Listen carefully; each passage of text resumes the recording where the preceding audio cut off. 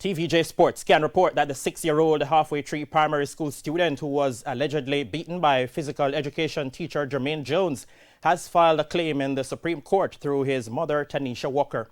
The attorney representing Walker, Andre Earl, confirmed the news to TVJ Sports on Tuesday. The mother of the minor has, on his behalf, initiated a claim in the Supreme Court against 3 persons.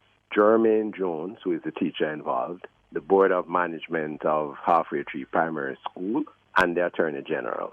And this relates to the incident which occurred on the 8th of April, 2019, at the particular school, which is Halfway Tree Primary School.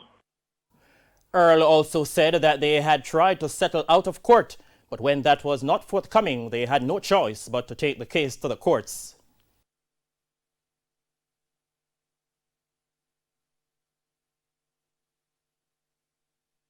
And what we're suing for is damages, substantial damages, which means money, compensation for all of the trauma that he endured, the physical injury, the expenses in terms of the doctors and psychologists who the young man had to go and see, the health bills, all of those we are seeking to recover, in addition to what is called aggravated damages.